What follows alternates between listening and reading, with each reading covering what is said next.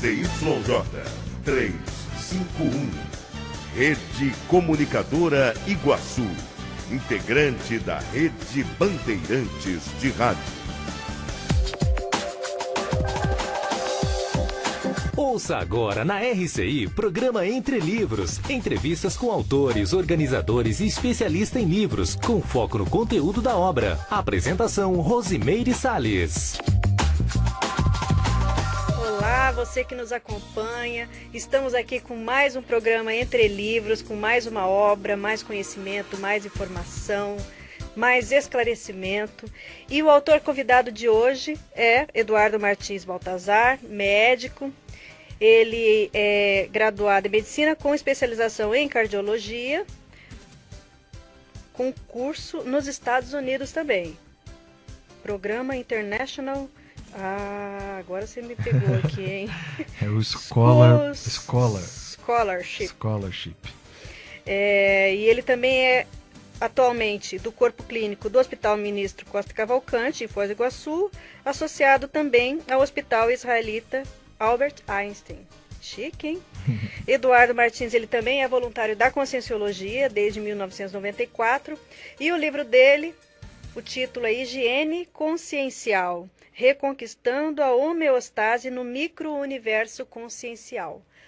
O livro dele tem conteúdo conscienciológico, então nós estamos aqui no Facebook. Caso você tenha alguma dúvida, algum questionamento, algum comentário, você sinta-se à vontade para interagir com a gente, né, enviar a sua mensagem, e a gente vai estar aqui nesse bate-papo integrativo, ok? Muito bem, Eduardo, seja bem-vindo. Obrigado, Rose. E é muito legal estar aqui contigo. Então, Eduardo, primeira pergunta básica, né? Noção de higiene nós já sabemos, todo mundo sabe, né? A medicina trouxe esse conceito, né? Mas higiene consciencial, você está trazendo algo a mais. Então, o que seria exatamente higiene consciencial? Então, Rose, para a gente... Bom, primeiro, boa tarde a todos, né, os ouvintes da RCI, enfim, todos que estão em casa, nos aplicativos, escutando a gente. É muito legal estar aqui falando de higiene consciencial, que é a temática que eu estudo praticamente há mais de 20 anos, né? Esse livro levou 11 anos para ser escrito, então ele... Foi um esforço muito grande, e, enfim, algumas coisas que estão no livro, quem lê o livro vai perceber que ele não foi uma escrita rápida, né? Foi uma pesquisa bem profunda. Mas respondendo a tua pergunta, a higiene é algo convencional. E, na verdade, ao contrário do que muitas pessoas pensam, o conceito de higiene é do século XIX. Veja, recente. Shampoo é do século XX. Privada do século XIX. Né? Gente, como que a gente vivia em outras vidas? Em outras, sabe-se lá como.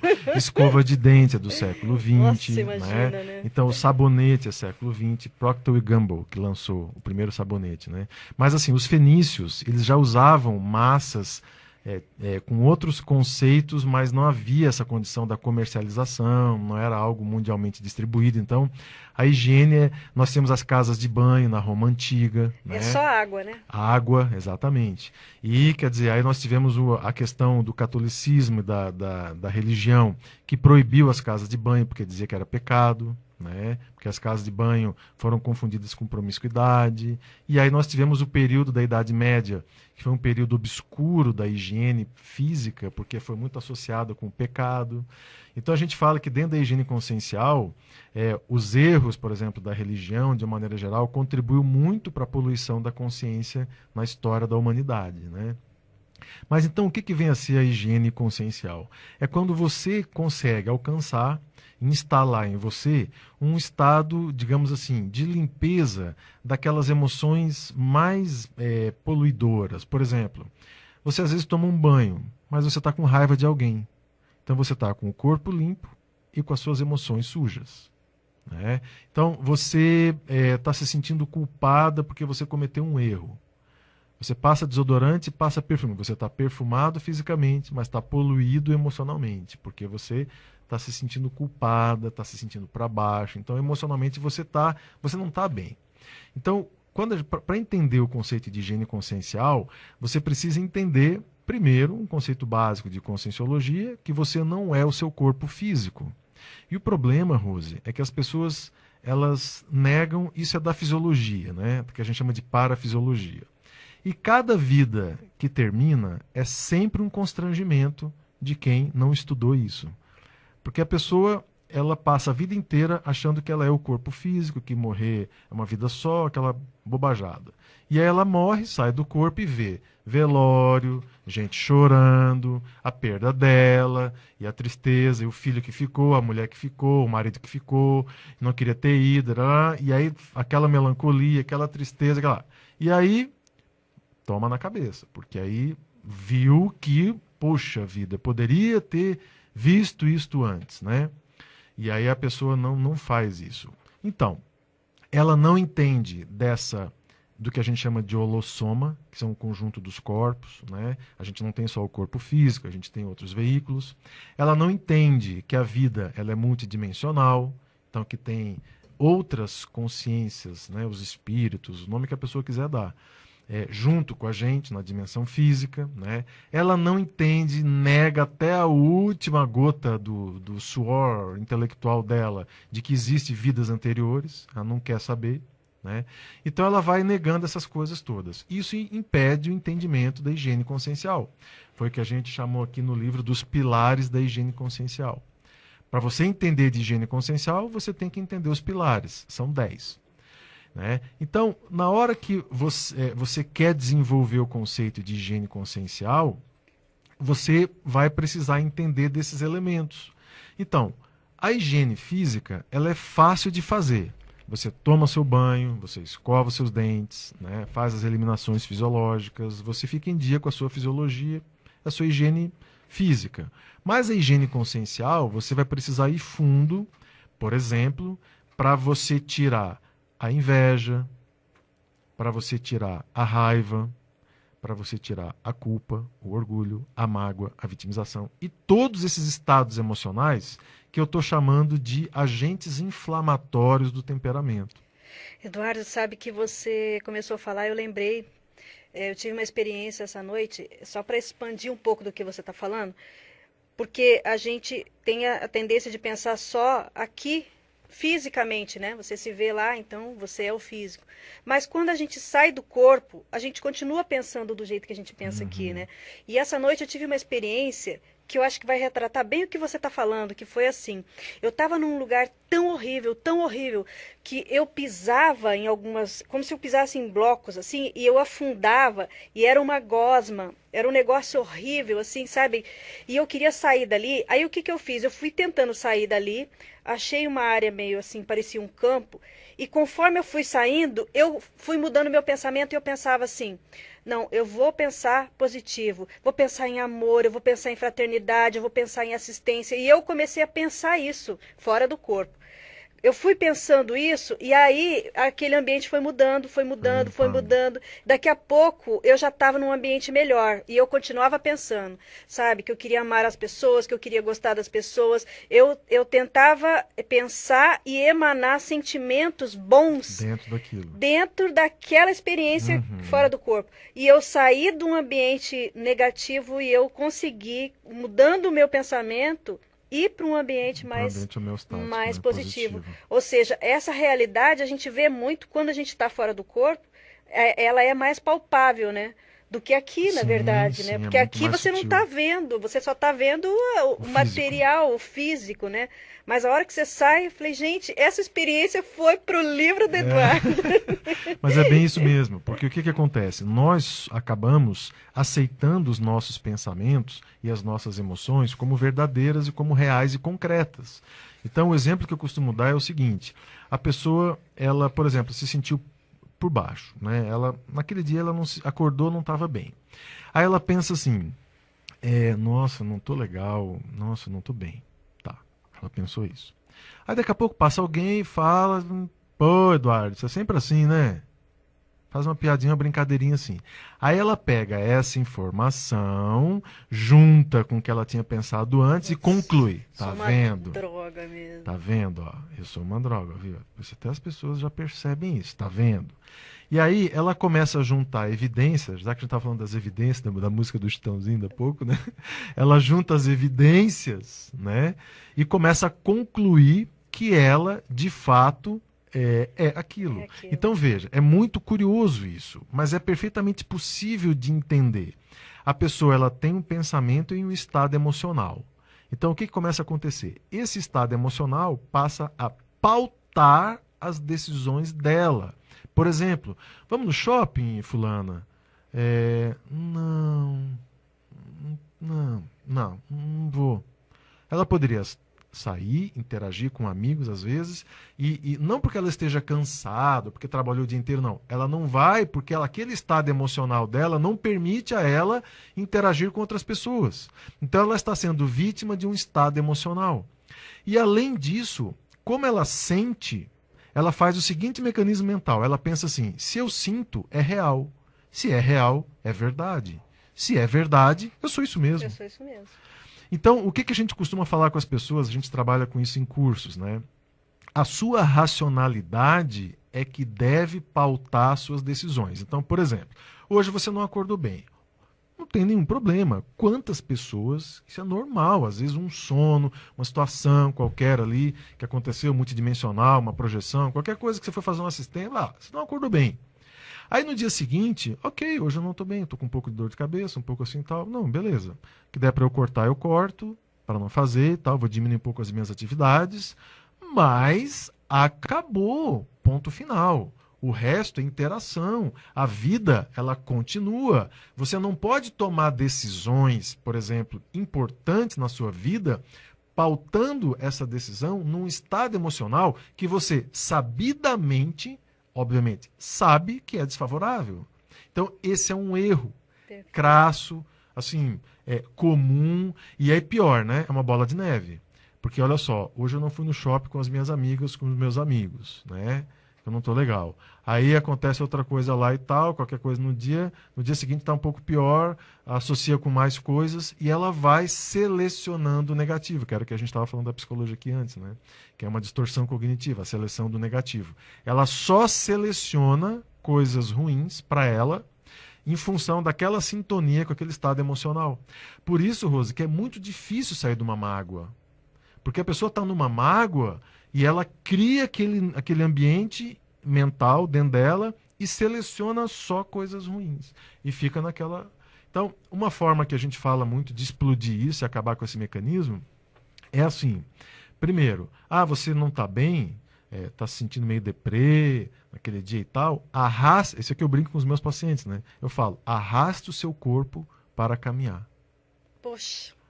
Arraste o seu corpo para a academia. Arraste o seu corpo para o encontro com seus amigos. Seja sincero com eles. Gente, hoje eu não estou bem. Nossa, se for o caso, né? Não estou bem, tá, mas gente, vamos lá, bola para frente. E entra na onda e vai interagir com as pessoas. Essa é a melhor técnica de você abortar o início de um processo depressivo. Essa é uma das técnicas, que estão aqui. Então, se você quer saber mais, aguarde. Depois do intervalo, a gente volta com Eduardo Martins. Programa Entre Livros. Apresentação Rosimeire Salles. 13h16. A Copel dá a dica para você usar a energia elétrica sem desperdício. Ajuste a temperatura do chuveiro e tome cuidado com a duração do banho. Verifique se a porta da geladeira está fechando bem e evite guardar os alimentos quando ainda estão quentes. Assim você usa a energia com eficiência e sem desperdício. Copel, Companhia Paranaense de Energia. Jair Messias Bolsonaro, 63 anos, casado com Michele Bolsonaro. Nascido no interior de São Paulo, serviu com muito orgulho o Exército Brasileiro de 1971 a 1988.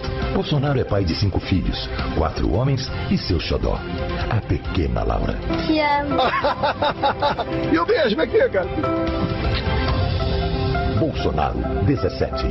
Coligação Brasil acima de tudo, Deus acima de todos. PSL, PRTB. A NetFoz traz para a Foz o serviço mais moderno de TV por assinatura do Brasil. É a TV por fibra ótica.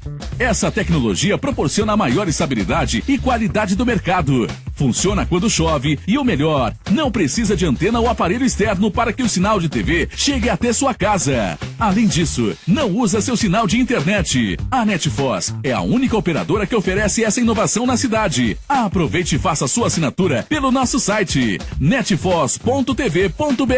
Anotou? netfoz.tv.br. NetFoz, TV por fibra ótica é aqui.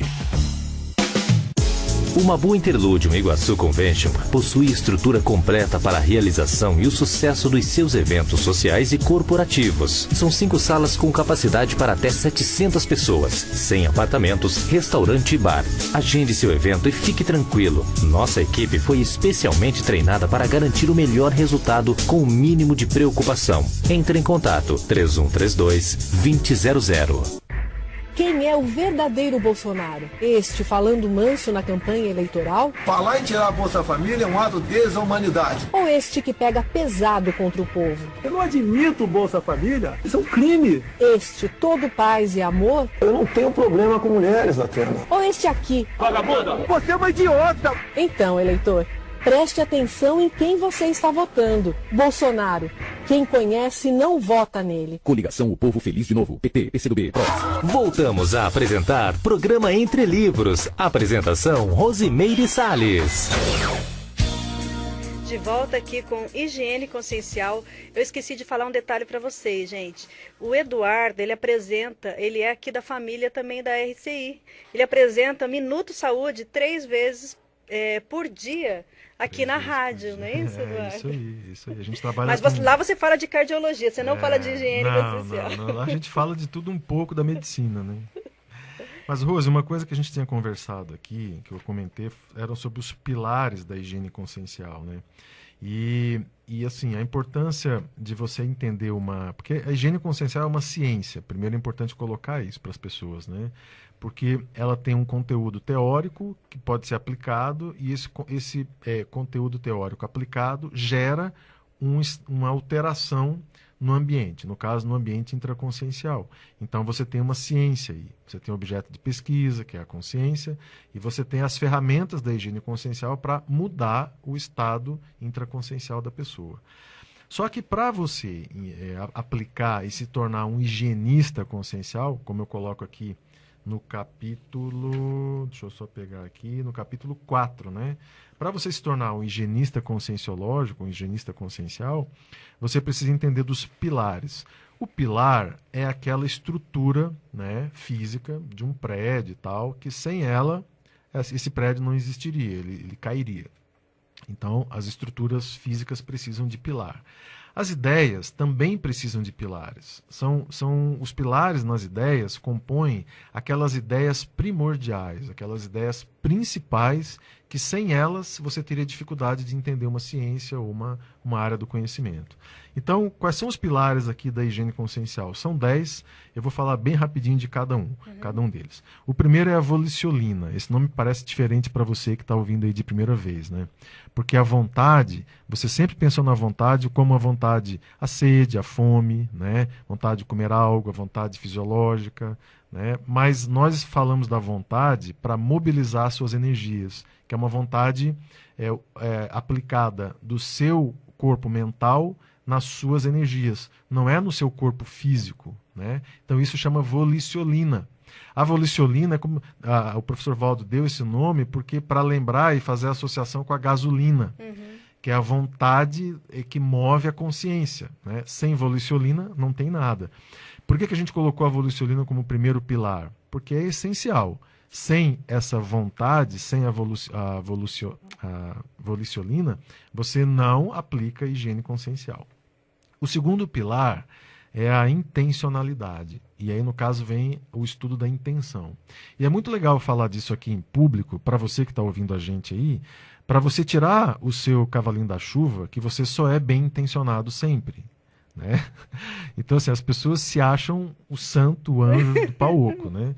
Então, assim, é importante desdramatizar a intenção espúria, sabe?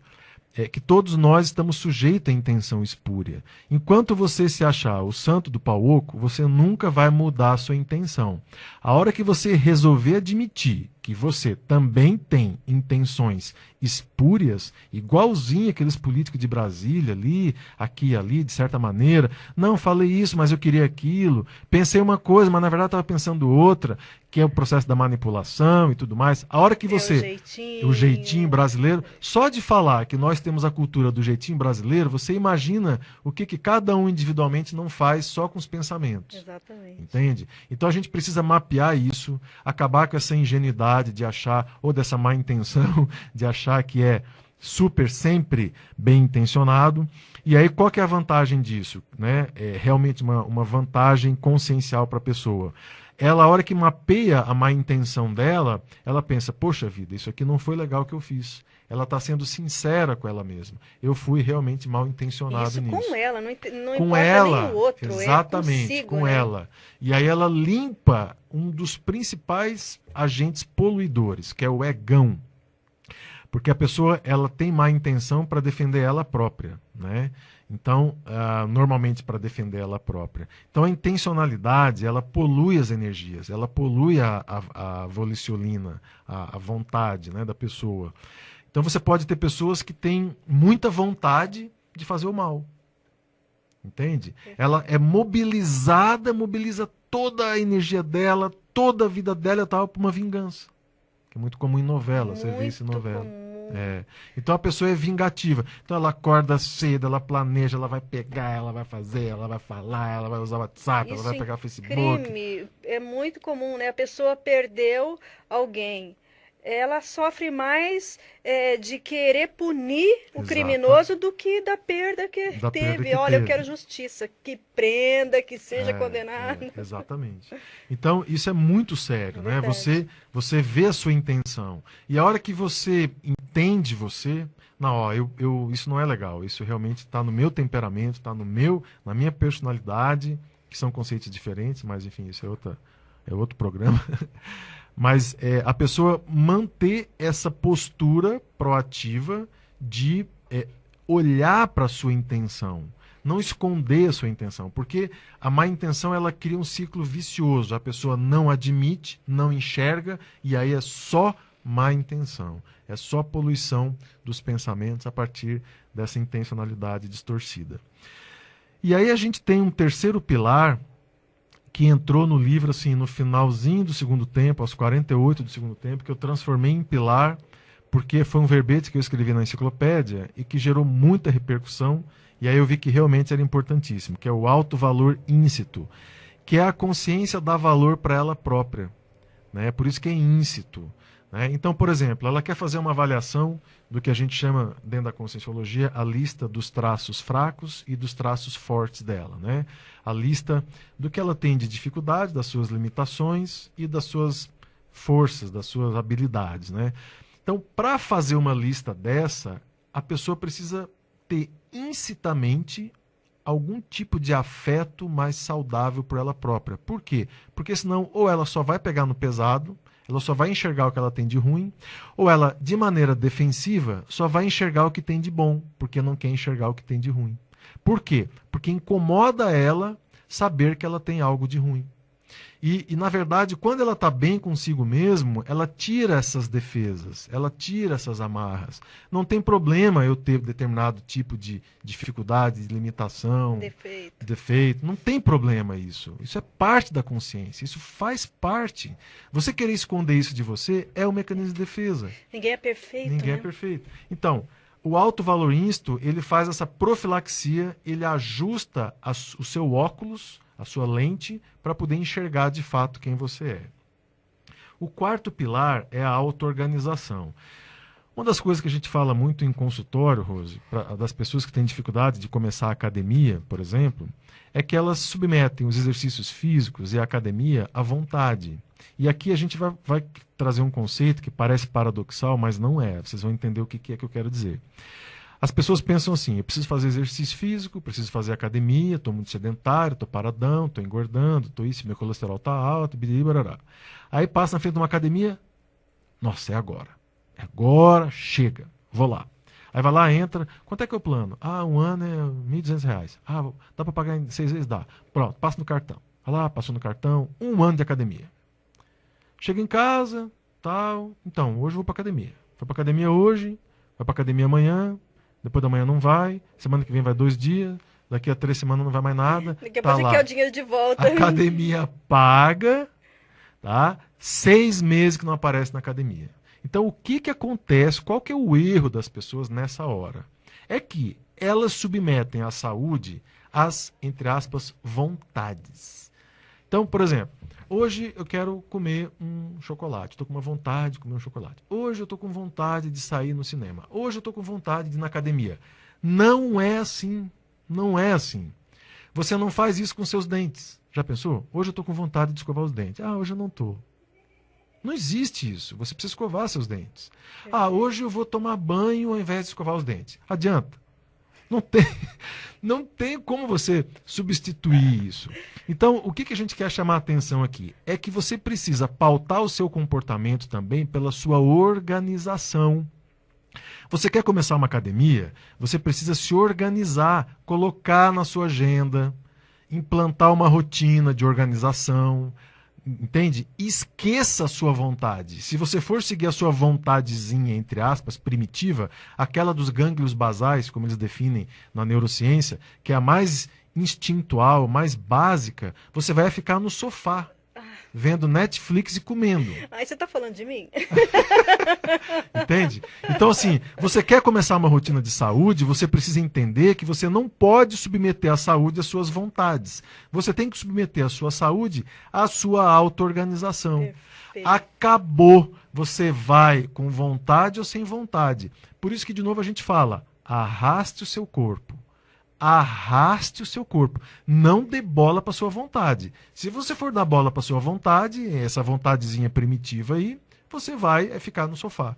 E aí você entra com a auto-organização, que é super importante. A Mariângela, ela tá dando aqui parabéns pelo programa de hoje, falou que a entrevista está ótima com o doutor Eduardo Martins. Águia Azul também entrou. Águia Azul, olá. A gente volta daqui a pouquinho, depois do intervalo, com Eduardo Martins novamente. Programa Entre Livros. Apresentação Rosimeire Salles.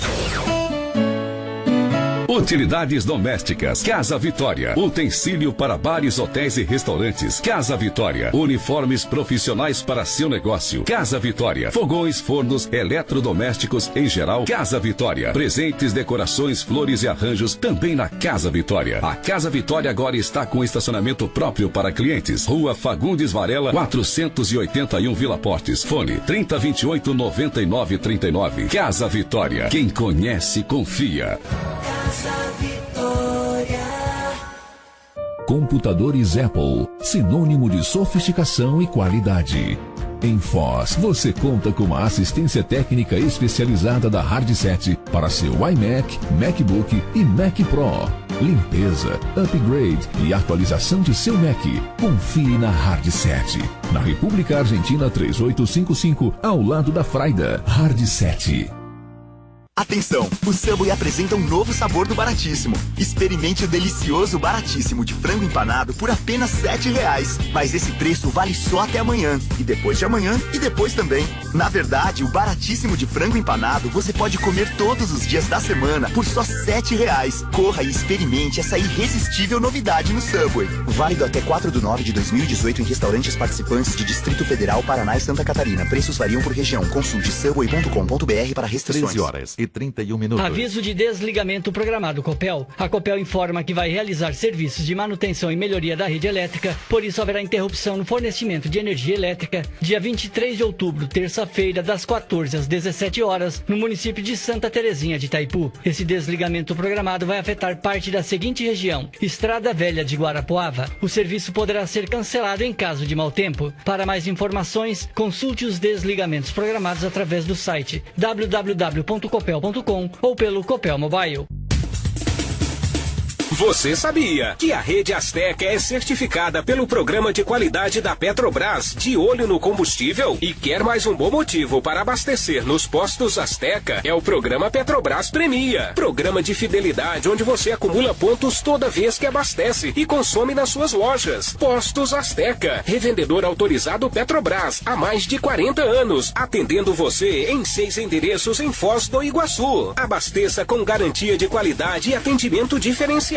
Escolha pelo mais seguro. Postos Azteca, revendedor Petrobras por excelência na Terra das Cataratas.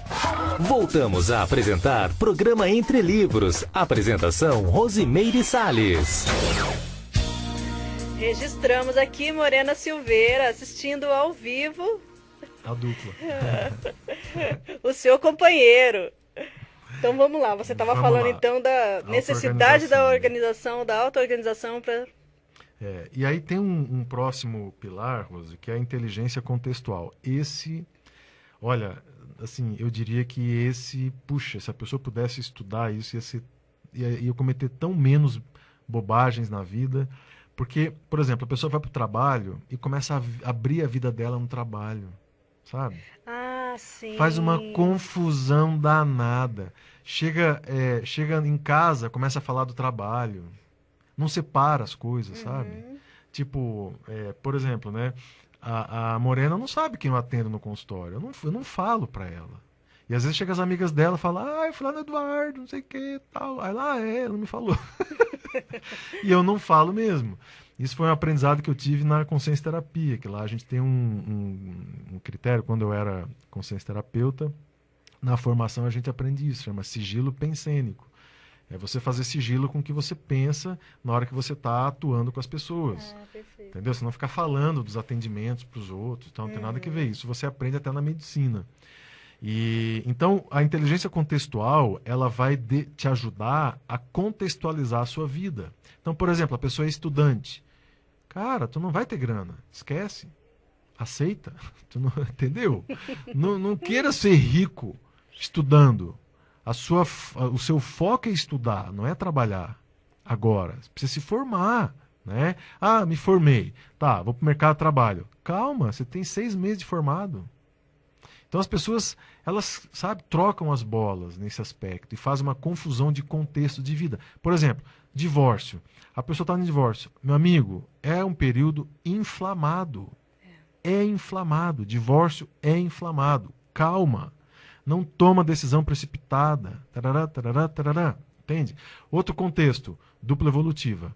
Né? O casamento, enfim, relacionamento afetivo. Tudo que você pensar atinge 2 pessoas. Todas as suas decisões vai implicar em 2 pessoas. Então, calma. Olha, quando você vai tomar uma decisão, lembra que tem sempre 2 pessoas envolvidas. Às vezes tem filho, tem mais de um filho. Então, as suas decisões precisam ser pensadas, trocadas. Existe um contexto nisso, né? E as pessoas ignoram completamente isso. É bem importante esse pilar. Bom, o outro pilar é o autodiscernimento. E aqui entra o conceito, como o professor Valdo falava, né? A definição da vida dele, né? Ele dizia que a vida dele era para o autodiscernimento. Mas o que é o autodiscernimento? É você aprender a discernir o que você sente, quem você é, como é que você está. Aquela nossa conversa ali, né? Da mágoa, da raiva, blá, blá, aquela coisa toda. Você aplica o autodiscernimento naquilo, você acaba com aquilo na hora. Você tampona aquilo. Você não contagia as pessoas com a sua mágoa, com a sua raiva. Você sabe, eu estou com mágoa. Eu estou mágoa com uma pessoa, não gostei do que a pessoa me fez, fiquei magoado com aquilo outro, tal. Tá, beleza. Eu vou melhorar só se ela me pedir desculpas? Quer dizer, eu vou exigir que ela me peça desculpas para eu sair desse meu estado de mágoa? Não! O sentimento é seu. Ele é seu, a pessoa nem está mais aí. Às vezes a pessoa já morreu, a pessoa está com raiva ainda da pessoa que morreu, magoada com o que aconteceu naquela situação. Então você precisa assumir a responsabilidade pelo que você sente. Eu sinto ruim? Sinto. Esse ruim é meu. Mas foi o fulano me falou aquilo, você não sabe o que ele me fez aquilo outro.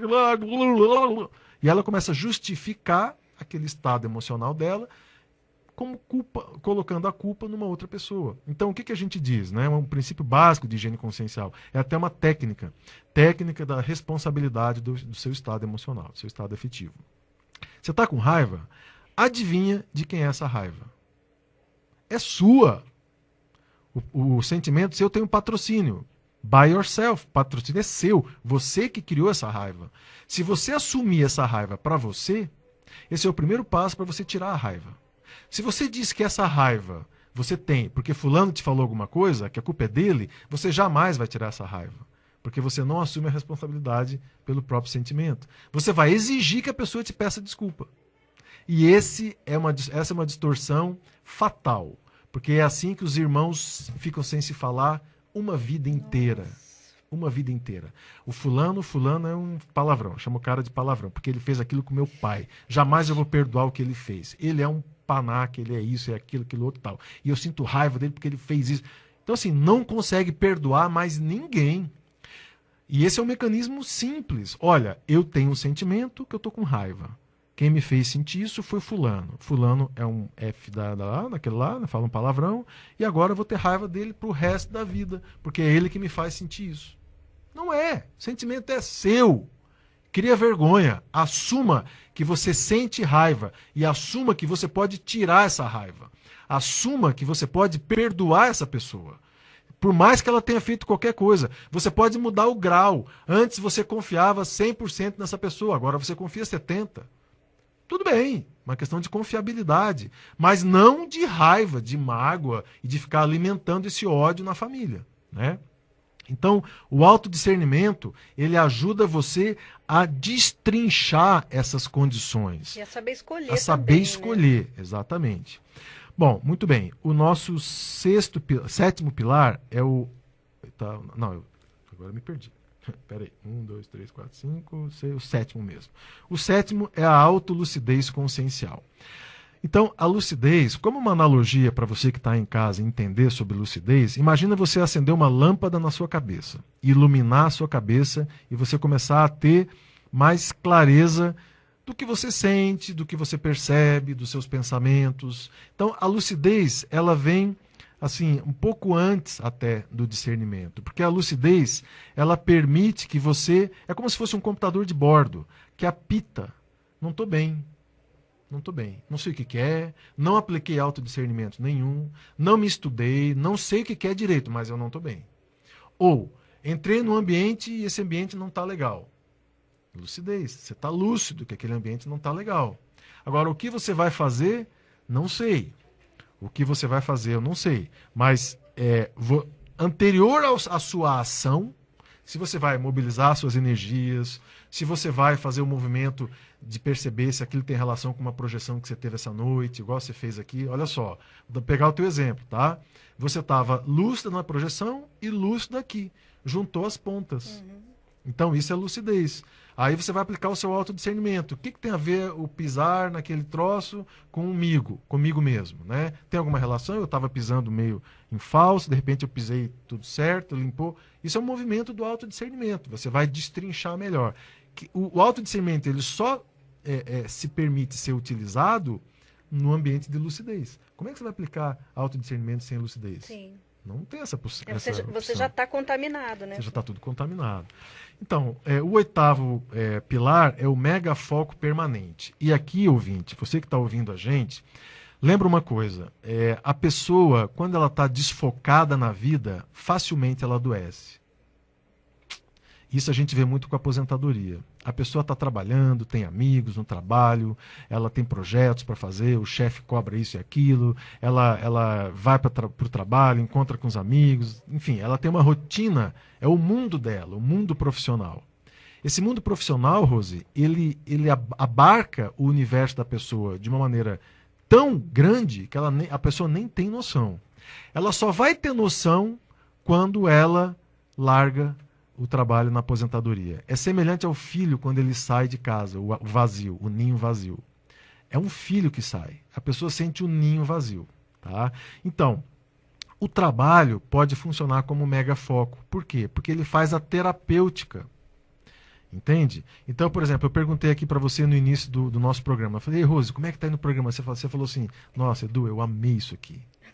Você falou assim, eu amo isso aqui. Então, isso aí, esse amor que você sente pelo programa, isso é o megafoco. Isso faz o megafoco. Por quê? Olha só nessa semana eu conversei com você várias vezes, a gente trocou ideia, falou do programa, o horário, como é que vai ser, nós anunciamos nas redes sociais. Isso movimenta a pessoa que está organizando, né? Isso cria um vínculo com outras pessoas. E isso é a vida. Né? O professor Valdo era um exemplo nisso. Ele vivia em megafoco. Uma hora era enciclopédia, outra hora era o Homo sapiens urbanizado, outra hora é o Pacífico. Cada época tinha um megafoco da situação.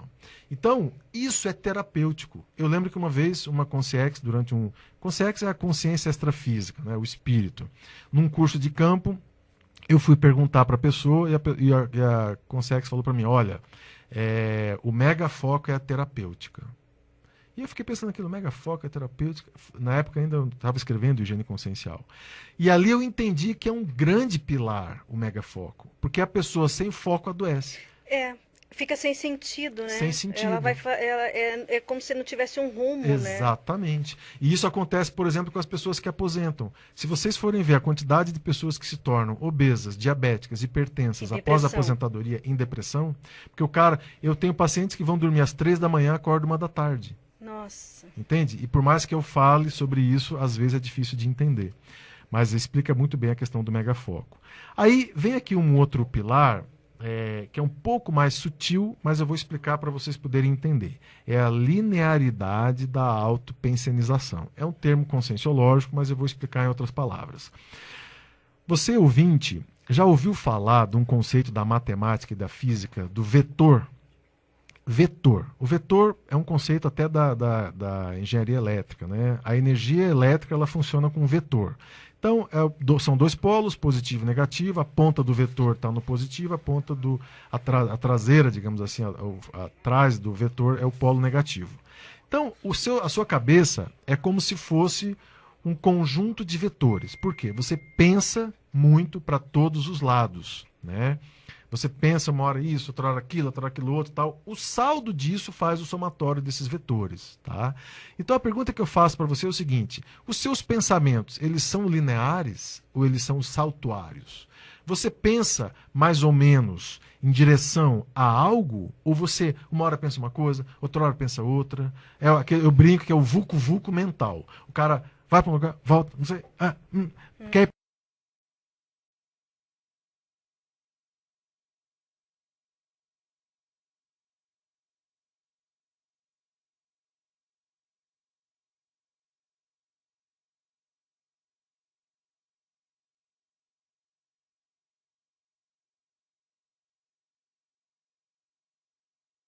Você acaba tendo muitos pensamentos para várias linhas e isso não está linearizado. Então veja a relação da linearidade do pensamento com o megafoco. Quando você está megafocado, os seus pensamentos são direcionados. E aí você lineariza o seu pensamento naquele foco, naquele objetivo, entendeu? E o último... Quer perguntar? Quer falar? Agora eu ia chamar os nossos amigos patrocinadores. Vamos lá, fica à vontade. E daqui a pouquinho a gente volta. Programa Entre Livros. Apresentação Rosimeire Salles. Não compre impressoras. Nunca foi tão fácil imprimir em casa. Conheça planos especiais para pessoa física da Compo Clinic. Fornecemos as melhores impressoras e multifuncionais do mercado para você fazer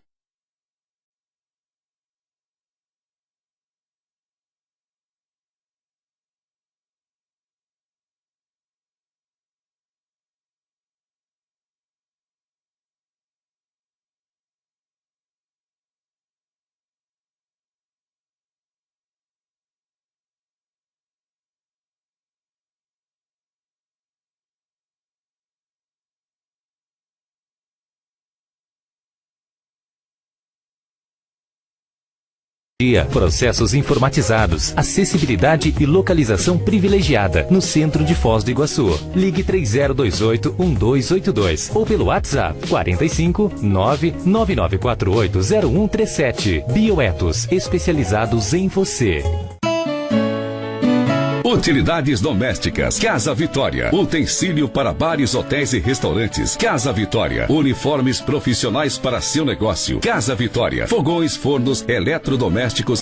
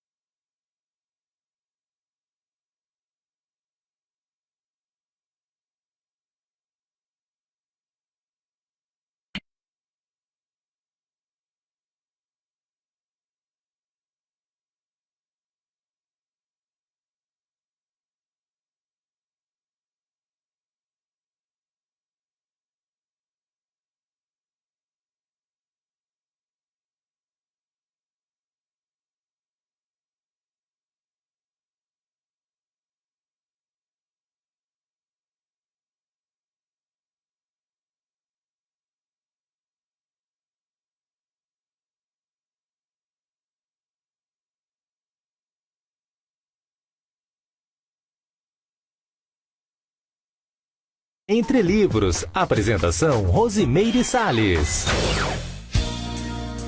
De volta, falando sobre higiene consciencial, a gente tem aqui registrando a presença da Epígrafe Livraria, nos acompanhando. Olá, pessoal da Epígrafe. Mariângela Luckman fez um questionamento para você. Sem megafoco significa sem propósito? E também só para dar um oi na Ana Beatriz Hortz, que entrou aqui para também prestigiar a gente. Mari, eu acho o seguinte, o propósito, ele é algo subjetivo, né? Mas não deixa de ter relação, sim. A tua pergunta ela é bem importante. Quando a gente fala de megafoco, a gente quer passar uma ideia assim, mais objetiva, de algo realmente para fazer um projeto, algo mais concreto, né? O propósito de vida é aquele troço da pessoa sentir que tem algo a mais, né? Que ela tem uma missão aqui embaixo, enfim, que ela precisa fazer alguma coisa importante. Mas não é tão delimitado, isso, né? O megafoco ele é assim, meu amigo, o que você quer, entende? O que você vai fazer. Quem fica parado é poste, entende? Então, assim, você não fazer nada, você vai adoecer. Por isso que as grandes empresas, grandes companhias, na hora da aposentadoria, elas chamam terapeutas, psicólogos, para preparar a pessoa para a aposentadoria. Por quê? Porque esse cara vai ficar sem foco. Ele vai adoecer, entende? Enfim, e aí eles começam a trabalhar isso justamente para o cara virar consultor, né, atuar na área que ele atuava antes e tal, para não parar, né? E o último pilar, que é o último, mas não é menos importante, é a flexibilidade emocional. E aqui, Rose, a gente entra numa seara super importante para falar da rigidez, né? Da pessoa que tem dificuldade, por exemplo, de autocrítica. Ela comete um erro e ela tem vergonha, orgulho, e ela é rígida, e ela não quer admitir que ela errou, e aí cria aquele troço dentro dela, ela é dura, ela, sabe? E não admite. E assim, aí eu pergunto para você que está ouvindo, cara, qual o problema de você admitir que errou? Qual? Me fala. Você é o quê? De que planeta que você vê que você não erra? Me dá uma pista, entende? E aí você quer criar uma aura, muitas vezes, totalmente fundamentada no orgulho pessoal, fundamentado numa autoimagem que ela cria de si mesmo, né? Como se ela, sabe, como se ela fosse um ser que precisa ser exemplo. Pai tem muito isso, né? Pai de antigamente, né? O pai quer ser o paizão, o cara que é o exemplo, não, e aí, enfim, né? Tá sempre certo, cala a boca, menino, fica quieto, menino, e assim, isso é um ego antigo, arcaico, obsoleto, né? Nós precisamos atuar, na verdade, na naturalidade, na espontaneidade de assumirmos a nossa condição de humanos, com limitações e tudo mais, porém, não passivos, né? Não é aceitar passivamente as nossas limitações, é admiti-las para mudá-las, admiti-las para você interagir, né, com pessoas que vão te ensinar também a te dar exemplo. Então a flexibilidade emocional, ela ajuda a pessoa, por exemplo, na hora que ela está com a raiva, com uma mágoa, alguma coisa assim, ela não ficar rígida, não enrijecer numa postura, às vezes, esquiva, ou numa postura de defesa, entende? E largar, soltar, aqui, ó, não, realmente, não foi legal. Ela ter mais maleabilidade e jogo de cintura. Eu pensei na questão assim, a água parada, né? Ela vai apodrecendo, o que vai acontecendo? Então a vida ela tem que ser movimento, mas não é só o movimento de fazer, é o movimento de pensar, é o movimento de sentir, é o movimento de interagir consigo mesma, né? É que vai fazendo com que realmente haja um sentido, né? E aí entra também uma coisa que eu acho importante, principalmente para o pessoal que vai se aposentar. Alguma atividade que vai gerar assistência aos outros, isso geralmente traz bem-estar, né? Sim. E você coloca aqui uma coisa muito bacana que eu acho que valeria a pena você falar. Você fala aqui do padrão homeostático de referência. Você podia explicar um pouquinho isso, porque eu acho que é o top, né? Perfeito, assim, eu falo nos cursos que é a síntese da minha vida, né? Porque quando eu cheguei na Conscienciologia, a frase para mim que me mantém até hoje na Conscienciologia, desde que eu fiz meu primeiro curso, era o seguinte: ferramentas objetivas para estudar a subjetividade, né? A Conscienciologia, para mim, em síntese, é isso: ferramentas objetivas que você consegue estudar a sua subjetividade. Ou seja, a sua confusão, aquele auê de ideias, emoções que a pessoa tem. E você, no meu caso, eu passei a boa parte da minha vida com uma dificuldade de me sentir bem, né? De sentir paz, de sentir... Era tudo muito confuso, e isso é coisa da adolescência, a gente entende. Depois tu acaba desdramatiza essa situação, você acaba vendo que isso é bem comum, né? Mas quem está passando pela situação, que às vezes não consegue ter um horizonte, né? Pensar no futuro com clareza, eu não tinha isso, eu não conseguia fazer isso. Eu senti tudo era muito, muito difícil, muito complicado, muita pressão na cabeça, pressão em tudo que é chakra, as coisas eram mais difíceis. E aí, uma das coisas que eu pensei é o seguinte: gente, eu vou melhorar, eu vou mudar, mas eu vou mudar para onde? Vou mudar o quê se eu sempre fui assim? Entende? Eu nunca tinha tido uma vivência de um bem-estar, de pacificação, sabe? De estar em paz consigo mesmo e tal. E eu achava que o jeito que eu era normal. Um adolescente, um adulto jovem, ser daquele jeito, assim, meio atabalhoado, acelerado e tal. E aí um dia eu tava... essa história, quem já viu meus cursos, assim, é a mesma história, tá? Quem ouviu aí, ó, é a mesma, não tem novidade, tá? Mas quem não ouviu, vai ouvir pela primeira vez. Eu estava no Rio de Janeiro, eu fui participar de uma palestra com o professor Mário Oliveira. E o Mário estava lá falando, o professor Mário hoje, né, trabalha aqui em Foz, está aqui com a gente na Conscienciologia. E ele dando a palestra, explicando sobre energia e tal. Aí no final ele falou assim: olha pessoal, vamos fazer um trabalho com energia. Eu já era professor de Conscienciologia e tal, ainda com essas demandas, muita vontade, né, de ajudar as pessoas, mas também muita vontade de me ajudar, para eu sair daquelas dificuldades que eu já tinha percebido. E aí ele começou o trabalho com energia, eu fui fazer um estado vibracional, fui mexer com energia e, de repente, tudo que eu sentia de pressão, de ruim, de qualquer coisa, do pensamento, saiu. E aí eu vivenciei uma situação que eu falo no livro, que é o alívio. O alívio. Rose, foi como você tirar... Sabe a panela de pressão quando acaba de cozinhar o feijão? Que você tira e faz... Sabe? Foi isso que eu senti. Eu falei, gente, eu voltei a pensar. Nossa. Eu falei, gente, não é possível isso. 10 anos. E eu lembro quando eu tinha 12 anos, que é uma experiência que eu conto no livro, eu tive um processo que depois fui estudar bem e descobri o que foi, né? Mas foi um processo de assédio, de intervenção, né? Por causa do meu passado e tudo mais. Eu fiquei 10 anos, que eu poderia te dizer assim, ó, meio travado, com muita dificuldade de produção, tá?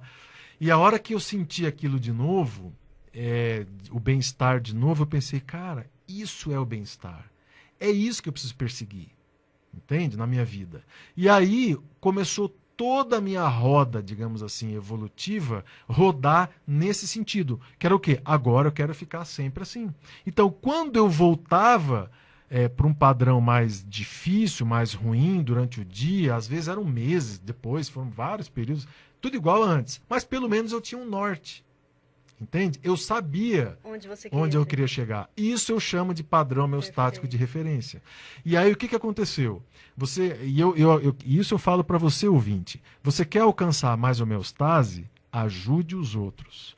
Não adianta você querer estar bem, em paz, plena consigo mesmo, fechado no seu mundinho e pensando só no seu ego e na sua conta bancária.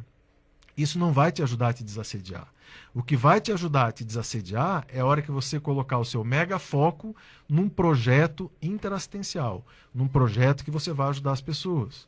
E aí isso vai te fazer alcançar mais homeostase dentro da sua cabeça. Mas isso é para você ficar bem? Não. Isso é porque você bem, você vai ajudar ainda mais as pessoas. Isso é uma fórmula evolutiva. Você... egão fechado em si mesmo, pouca assistência. você começa a fazer movimento para se melhorar. Sua assistência começa a melhorar. Quanto melhor você estiver, mais assistência você vai fazer para as pessoas. E aí, se eu te disser que esse mundo é doente, você imagina o tanto que você vai poder ajudar nesse mundão aí, que nós vivemos mais hospital do que, sei lá o que, escola, né? Mas o fato é isso, o padrão homeostático de referência é essa referência sua íntima, é um norte seu de para onde que você vai nos momentos que você não estiver bem. E se você entrar nessa roda mais perene de assistência, a tendência é você ficar sempre bem. Excelente. Infelizmente, a gente... Chegando no final. Estamos chegando no final.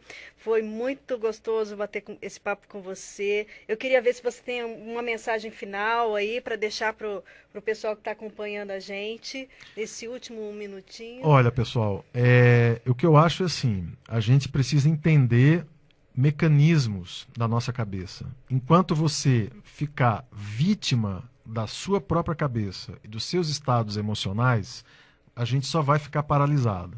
Quando a gente resolver colocar os estados emocionais nos seus devidos lugares e entender como que eles funcionam, você começa a sair da situação. E assim, quem quiser acompanhar a gente, nós temos a página no Facebook de Higiene Consciencial, nós estamos preparando um site, está saindo agora a versão em inglês. Eu queria falar isso para as pessoas, né? A gente vai ter edição em inglês pela Amazon.com, aquele print on demand, né? Você compra em qualquer lugar do mundo e recebe na sua casa a versão impressa. Nós vamos imprimir 500 unidades no Brasil em inglês, para ter disponível para quem visitar o país e quiser levar de língua estrangeira. E vamos ter um site também, que é o higieneconsciencial.com.br, que deve sair até o final de outubro. Ele é bilíngue, vai ser português e inglês. Então a estratégia é essa. E a última mensagem que eu deixaria, acabou de virar as 2 horas, é que a higiene consciencial leva ao estudo do temperamento, que é o meu próximo tema de pesquisa. Então, quando sair o próximo livro sobre temperamento, Eduardo Martins estará aqui conosco novamente. A gente agradece imensamente a companhia de vocês. Sexta-feira estaremos de volta aqui com mais Entre Livros.